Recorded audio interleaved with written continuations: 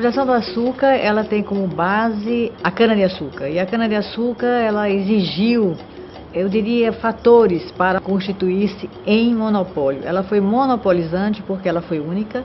Ela não aceitou sequer as culturas de sobrevivência menores. Ela desejava ser realmente única. E ela criou uma civilização.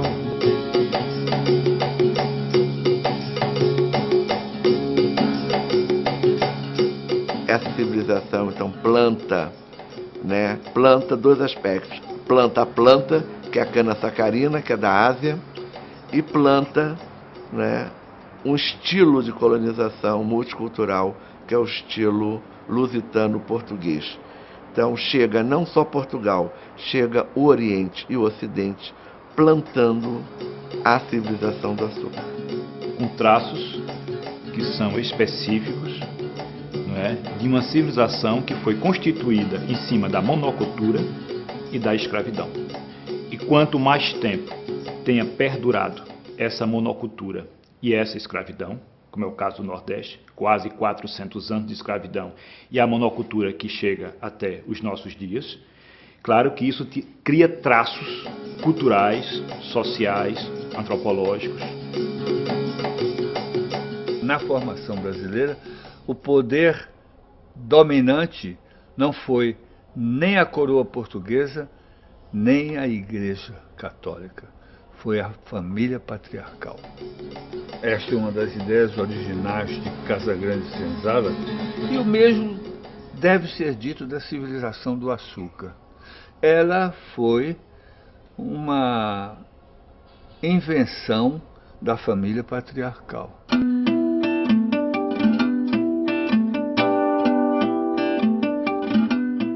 Na casa colonial, centralizava tudo. Os mortos eram enterrados sob os assoalhos. A capela estava próxima à Casa Grande. Havia uma trilogia de espaços, que era a moita, a moenda, a Casa Grande com tudo que compõe, inclusive as senzalas e construções ad hoc, e a igreja ou a capela. Então, dessa trilogia, inundado de plantação de cana nos entornos. A capela não era somente, o local onde se realizavam os ofícios religiosos, era onde se enterrava também o senhor de engenho, a família do senhor de engenho, Então todo esse simbolismo, acho que explica, o fato de ela estar no mesmo nível da Casa Grande. Todos os dois mais elevados, claro, a Casa Grande está num ponto mais elevado porque do alpendre da Casa Grande era de onde o senhor de engenho supervisionava todas as funções do engenho.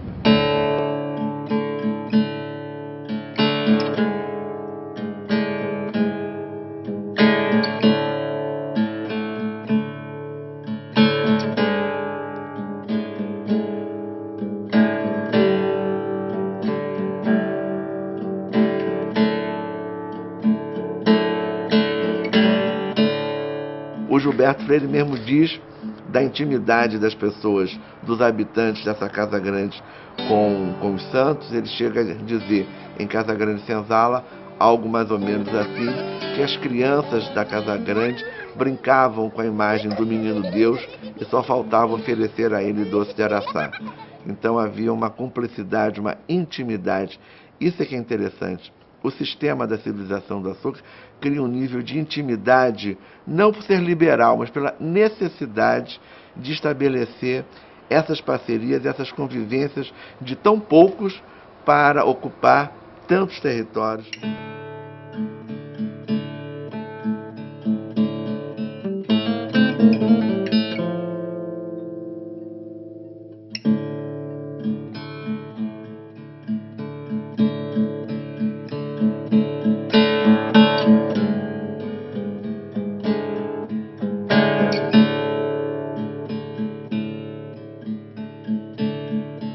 E durante algum tempo o açúcar foi assim um bem muito forte de grandes riquezas.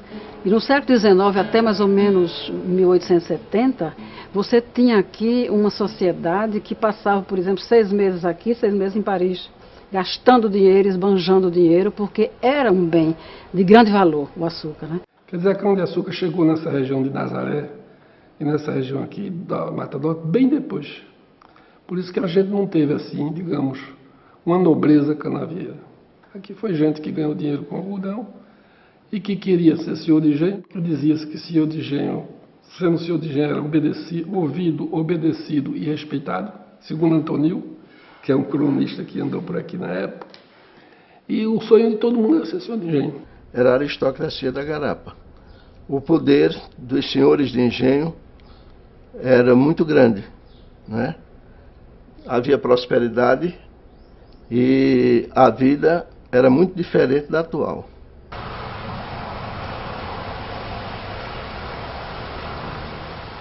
A cana é um símbolo fálico.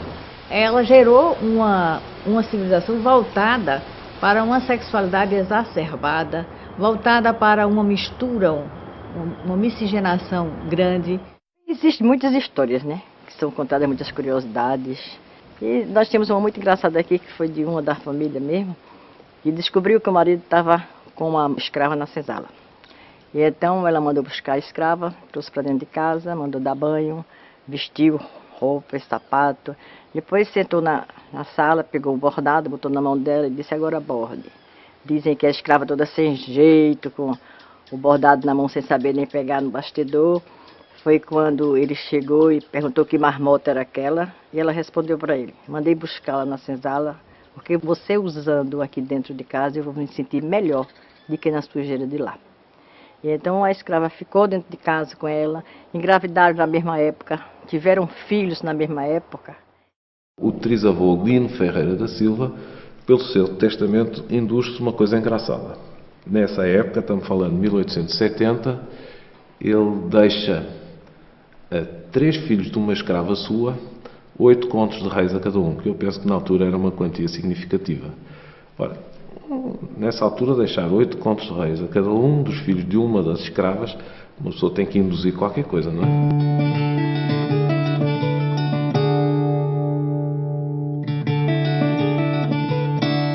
Havia também a questão da endogamia, uma sociedade voltada para dentro. Os casamentos eram realizados entre parentes consanguíneos e parentes também de economia, entre aspas, ou seja, aqueles que poderiam manter o poder do prestígio daquela família. E claro, existe ainda os que ficam arragados até hoje, né? Que olham você de baixo para cima, que perguntam que família você é, né? Existe ainda, né?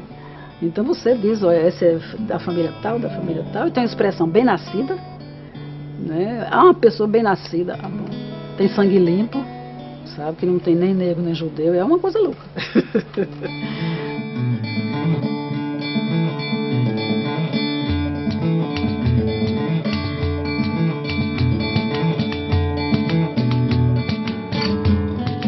Uma coisa também que chama muito a atenção na nossa sociedade é a nossa mesa, ou seja, a mesa sempre muito farta. O brasileiro normalmente faz 2, 3, 4 pratos. Isso não é comum na sociedade europeia. Essa mesa farta vem justamente daquela mesa retangular imensa da Casa Grande.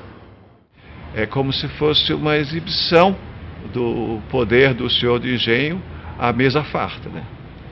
E ainda hoje se percebe isso. Às vezes quando uma família de pouca renda, né, quer fazer uma festa para eles significa comida, bastante comida, né, e variada. Né? A mesa lá de casa, puxa, só a senhora vendo. Minha mãe criava muito bode, matava um bode todo dia. Quando os meninos vinham do colégio, sabe que quando a gente sai do colégio, interno, coisa, sempre traz um amigo, 2, né? É um primo, uma coisa. Aí era uma festa. A cozinha do engenho era grande, o fogão era a lenha. Então esse forno ele tem uma barra de ferro. A lenha, ela entra por esse buraco e aqui se ateia fogo.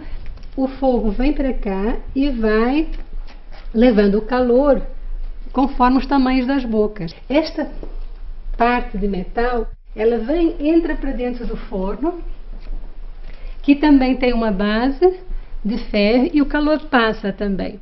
Este forno pode ser usado de 2 maneiras. Uma delas é esquentando por fora, através do fogão de lenha, e a outra é pondo as brasas aqui dentro e depois se retiram. Naquelas cozinhas também começaram a se misturar utensílios das três culturas. Utensílios sofisticadíssimos que vinham de Portugal, como, por exemplo, chaminés francesas, fogões, fumeiros, tachos pesados de cobre, se misturavam também com utensílios simples, feitos por nossas índias, que os portugueses fizeram questão absoluta de colocar dentro das suas cozinhas, como, por exemplo, giral, pilão, urupema, cuia e cabaça. E aí se misturavam também com os utensílios usados pelos escravos africanos, a colher de pau, gamelas de madeira, tigelas, quengo e ralador de coco. Há exemplo aqui desse tacho, que se fazia os doces batidos, como de batata doce, de goiaba, de banana, das frutas, enfim, que se tinha na propriedade, e se fazia num tacho, tipo esse, que é um tacho antigo, de cobre, e com a ajuda de um urupema. Naquelas cozinhas se misturavam, sobretudo, sentimentos, experiências, técnicas, jeitos de preparar os pratos e receitas das três culturas, fazendo com que nascesse exatamente naquelas cozinhas uma das mais importantes e diversificadas doçarias do mundo.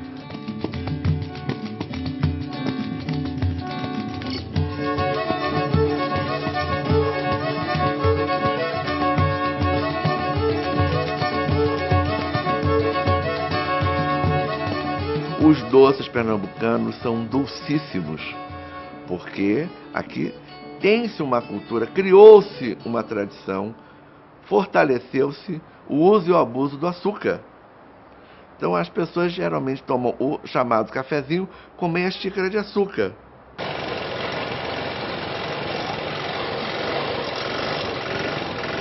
Mas vende muito com limão. Com abacaxi também, procuram muito. É porque agora por hora só estou com normal. O mais vendido é isso aí. Você às vezes toma uma cachaça com muita ressaca, aí de manhã toma um desse de manhã cedo. Acabou a ressaca. Alivia. Você trabalha novo e folha. Eu acho que é melhor que Guaraná da Amazônia, viu?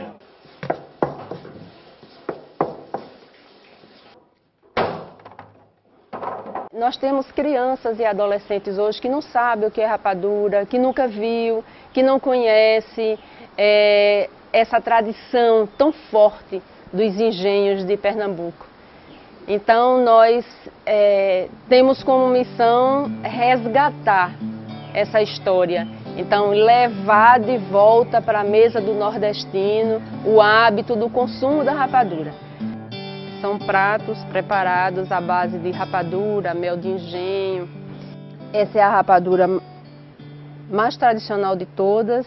Ela é pura, não tem nenhum tipo de adicional, é só o caldo da cana cozido até o ponto da rapadura.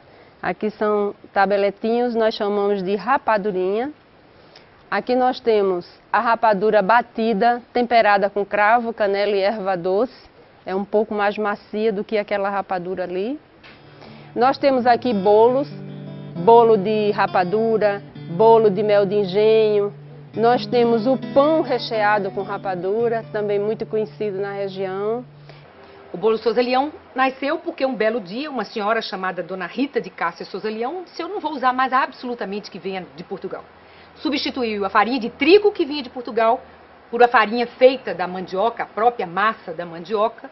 Substituiu uma manteiga que se usava na época, que era uma manteiga chamada Le Pelletier, por uma manteiga feita, batida no próprio engenho, nascendo esse bolo que é, sem dúvida, um marco da doçaria pernambucana.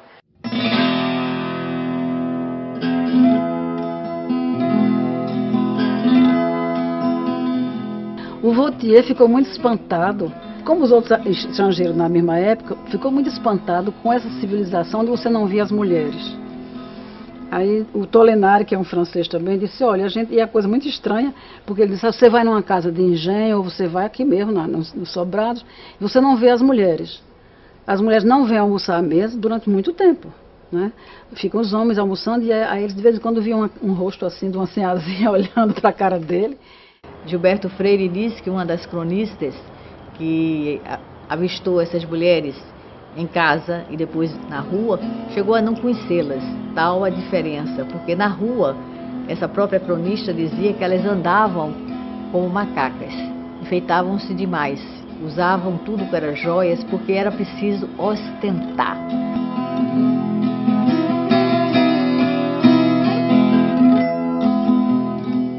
A sinhazinha solteirona, e aí com 15 anos essa mulher já era solteirona, considerada solteirona, porque casava aos 12, 13 anos, e casava normalmente com homens mais velhos, com homens de mais 20 a 30 anos mais velhos. Essa solteirona, ela foi uma vítima do patriarcalismo.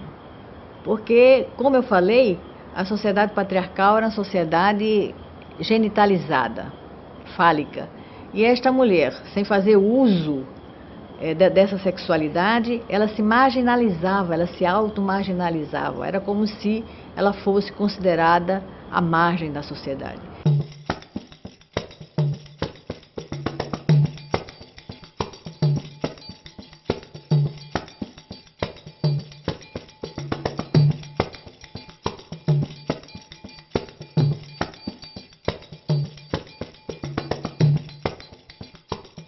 O grande diferencial das mulheres negras montar o seu tabuleiro no mercado de rua.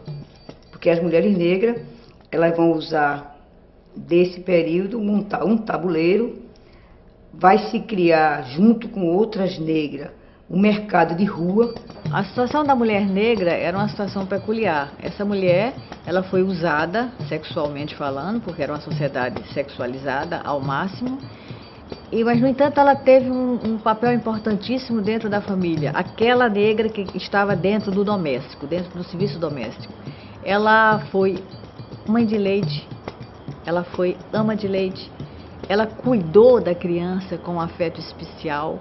Ela tinha uma prática doméstica muito maior do que a mulher portuguesa, que não estava acostumada à dureza do cotidiano. O que a gente pode tirar é que a condição da mulher negra, ela pouco mudou. O que vai existir hoje é a característica, você tira a mulher negra da senzala e dá a ela hoje uma condição de empregada doméstica. É como se fosse uma sina. Ser mulher negra ao nascer tinha que ser empregada doméstica. O Brasil viveu muito isso.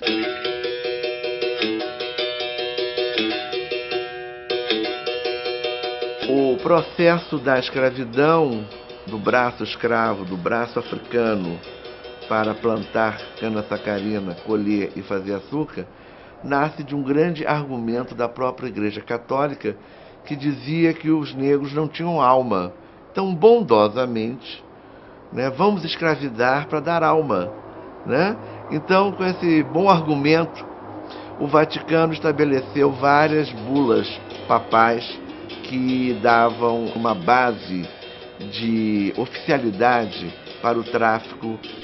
Se nós olharmos esse processo histórico, que houve a abolição da escravatura, mas não libertou o homem, porque não deu as condições da liberdade, como a terra, que era fundamental, e os proprietários de terra nessa região, já em 1850, já tinham passado no Império uma legislação que proibia o descendente de escravo ter acesso à terra, com a lei de terra de 1850, que só passava a ter acesso à terra quem comprasse, ou por concessão pública do Império, e os negros, descendentes de africanos, não tinham nenhuma condição nem outra.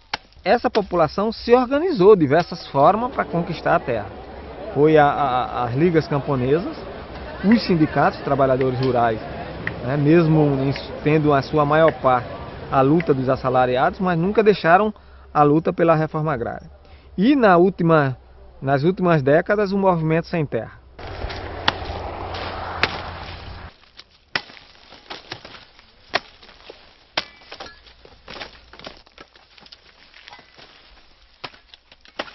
Temos na região alto índice de analfabetismo, o trabalho na cana não exige escolaridade. Nós temos baixo índice de qualidade de vida. Então tudo isso vem dessa herança, digamos uma herança maldita, que foi da escravidão.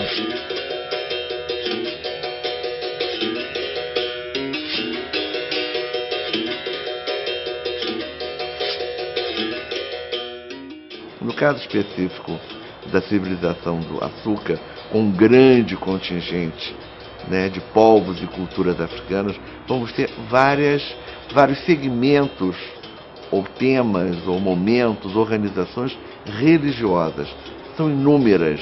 Evidentemente, no processo histórico, econômico, político dessas religiões, elas vão ganhando conotações, vão se agrupando, vão se separando, vão dialogando com outras religiões, inclusive a religião católica.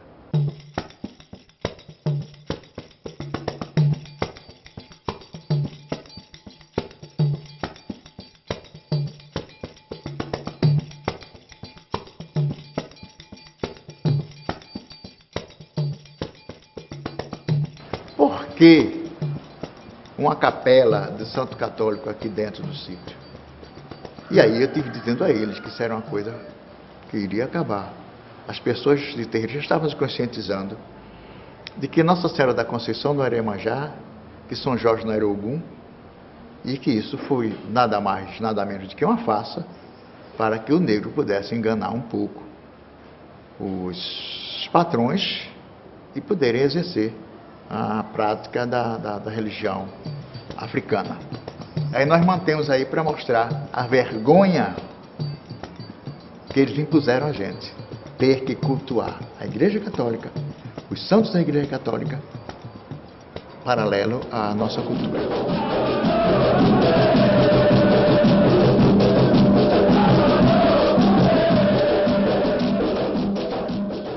As 3 casas mais antigas do Brasil foram criadas por mulheres. Exemplo, aqui em Pernambuco, quem criou esta casa foi Ifá Tinuqué, uma negra nigeriana que veio de Oió, foi a mulher responsável por esta casa, pela criação desta casa, pela manutenção da preservação dessa cultura e que depois passou para o Paiadão.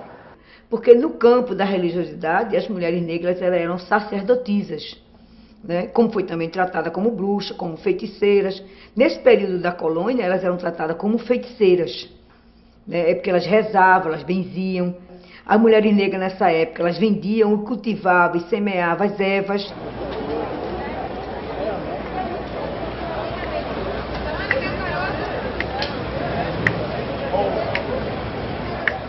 Todo tipo de ervas para banhos e para remédio também, né? Para lambedor, para banho de descarrego, para banho de sono. Todo tipo de gente, tanto da classe média, baixa, alta, branco, negro, não tem descrição não.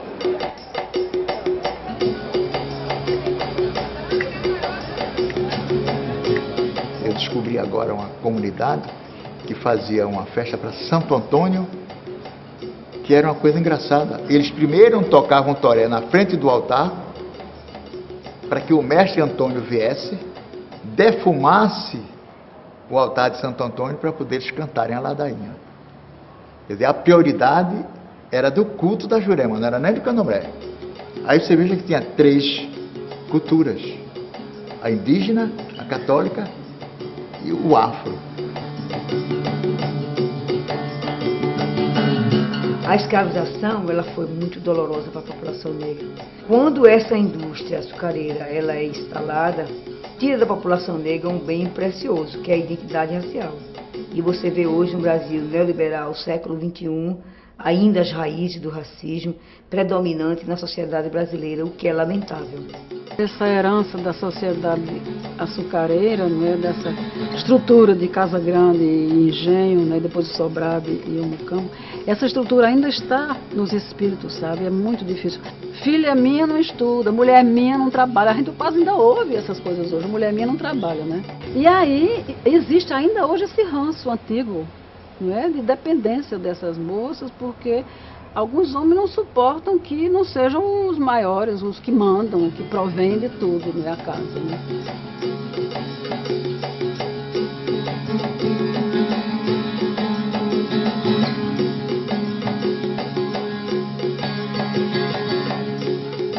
Esse Fausto do açúcar hoje não existe mais. O açúcar, nós passamos a competir com vários outros centros importantes de açúcar, mas ficou uma marca muito forte. Toda uma geração foi marcada por esse açúcar, escritores, poetas, pintores, toda a nossa culinária, quer dizer, o açúcar de uma forma ou de outra marcou e marca cada um de nós.